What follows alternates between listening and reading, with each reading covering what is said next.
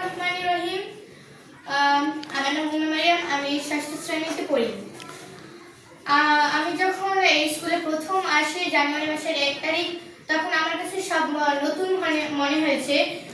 তখন আমি কাউকে চিনতাম না, কারোর সাথে কথা বলতে পারিনি, সবসময় একা একা থাকতাম। এরপর আস্তে আস্তে সময় যেতে থাকে, আমি সবার সাথে পরিবেশের সাথে নিজেকে মানিয়ে নিই, সবার সাথে মিশে যাই, স্যারদের সাথে কথাবার্তা বলি। এভাবে লেখাপড়া করতে করতে সময়টা কেটে যায়। আজকে আমার মনে হচ্ছে না যে আজকে আমাদের ষষ্ঠ শ্রেণীর সর্বশেষ ক্লাস বা লাস্ট ক্লাস।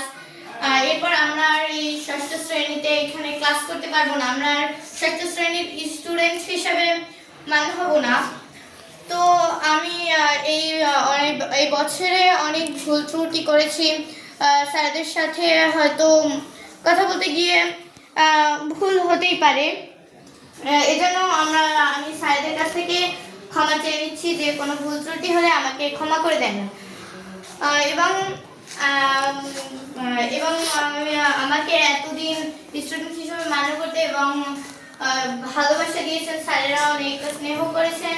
এজন্য তো সামনে আমাদের পরীক্ষা আছে, পরীক্ষার রেজাল্ট নেবে, তারপর আমরা ক্লাস 7 উঠে যাব।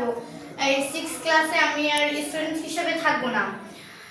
এজন্য আমার একটু খারাপ লাগছে, যেহেতু যে 6 ক্লাসে আর আমরা ক্লাস করতে পারবো না, স্যারদের সাথে 6 ক্লাসে বসে আর কথা হবে না, হয়তো নতুন পরিবেশে উঠে যাব।